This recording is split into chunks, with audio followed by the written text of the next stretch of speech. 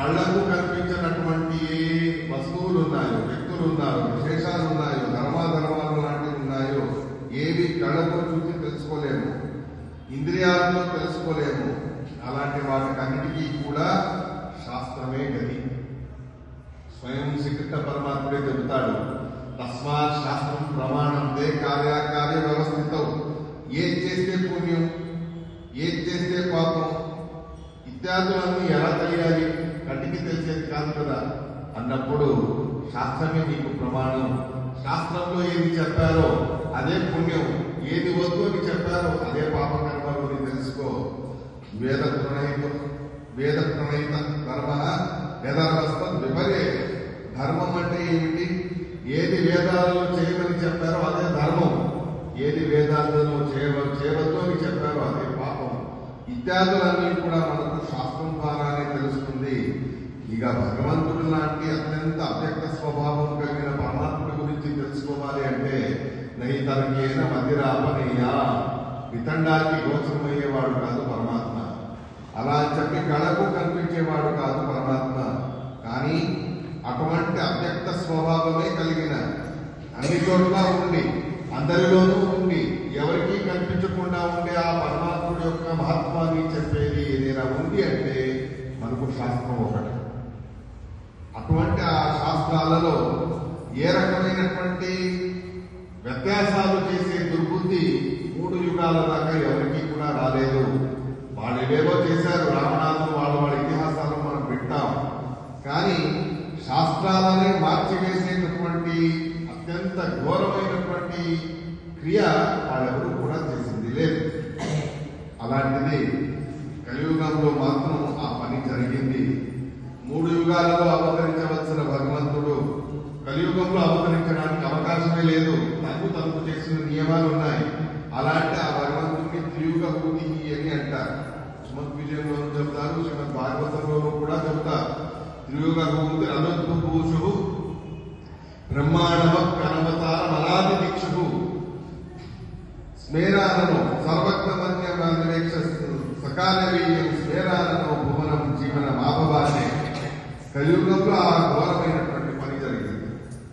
ఏ కృతాపేత ద్వాపర యుగాల దాకా శాస్త్రీయంగా కల్పి చేసే దురుద్దేశం వాళ్ళకి రాలేదు. అలాంటిది శాస్త్రీయంగానే కల్పిని చేసేటటువంటి దురుద్దేశం అనేది దుర్మార్గులైన రాక్షసులకి కలియుగంలో ఆ బుద్ధిశక్తి అనేది వచ్చింది. అప్పుడు మన పరిస్థితి ఎలా ఆలోచించండి. మనం ఏం చేయాలన్నా దానికి శాస్త్రమే ప్రమాణం. ఏది చేయకూడదో, ఏది చేస్తే పాపమో అది చెప్పేది శాస్త్రమే, ఏది చేస్తే పుణ్యమో అది చెప్పేది శాస్త్రమే. శాస్త్రాన్ని మార్చివేస్తే, దాన్ని మొత్తం ఫోర్జరీ చేసేస్తే, ఏది ధర్మ కార్యాలని చెప్పారో వాటిని అధర్మ కార్యాలుగా మార్చేసి, ఏవి అధర్మ కార్యాలు వాటిని ధర్మ కార్యాలుగా చేసేస్తే మన గతి ఏమిటి, మన పరిస్థితి ఏమిటి? అటువంటి ఘోరమైనటువంటి అనర్థం అనేది కలియుగంలో జరిగినది. మీకు అందరికీ తెలిసినటువంటి కీర్తన వేదవ్యాసుల వారి అవతారాన్ని గురించి చెప్పేటప్పుడు మతాంతర్గత వేదవ్యాస కార్య శుద్ధమూర్తియే సర్వేష అనేటువంటి కీర్తన ఉంది దాసుల వారి. అటువంటి కీర్తనలు చాలా స్పష్టంగా చెబుతారు. ద్వాపరయుగం దాకా శాస్త్రాల జోలికి ఎవరు వెళ్ళలేదు. కాల ప్రభావంలో శాస్త్రాలని మార్చివేసేటటువంటి దుర్బుద్ధి అనేది కాల ప్రభావంలో దుష్టులైన రాక్షసులకి కలిగినది. మన కర్మకు తగ్గట్టే గౌతమ ఋషి గారి శాపం, ద్వాపరದಲ್ಲಿ ಒಬ್ಬ ಮುನಿಪಾತನ ಕೋಪದಿಂದಲಿ ಕೊಟ್ಟ శాప ఇత్యాది అన్ని కీర్తనలు మనం వింటాం. ద్వాపరయుగంలో గౌతమ ఋషులు వారు శాపం ఇచ్చారు. ఏమిటా శాపం అంటే, ఏ శాస్త్రం గురించి ఇంత గొప్పగా మీరందరూ తెలుసుకుని ఉన్నారు, ఋషులు మునులు మొదలైన వాళ్ళందరూ, మీరందరూ కూడా ఈ శాస్త్రాల యొక్క ప్రమాణాన్ని సంపూర్ణంగా సర్వశా మర్చిపోండి అని శాపం ఇచ్చేశారు గౌతములు వారు. చాలా పెద్ద శాపం అది. చేతులు పోతే పోయాయి, కాళ్ళు పోతే పోయాయి, కళ్ళు పోతున్నా పర్వాలేదు, కానీ ఆలోచించే శక్తికి ప్రేరకంగా ఉండే శాస్త్రాలే మర్చిపో అంటే మనకు పశువులకి వ్యత్యాసమే లేదు. నేను ఇదివరకే చెప్పాను, 84 లక్షల యోనులు, ముఖ్యంగా 94 లక్షల యోనులు ఇంకా ఎక్స్ట్రాగా ఉన్నాయి. అలాంటి వాటిలో ఏదైనా చాలా గొప్ప యోని అంటే మానవ జన్మ, మనుషత్వం. దానికి 400 కోట్ల జన్మల దాకా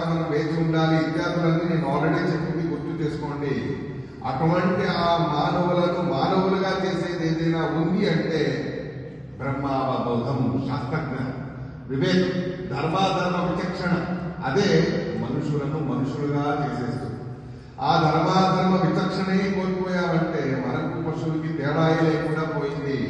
అటువంటి ఘోరమైనటువంటి అనర్థం కలియుగం సమీపంగా ఉండగా, ద్వాపరయుగం చివరి భాగంలో ఉండగా ఘోరమైనటువంటి అనర్థం అనేది జరిగినది.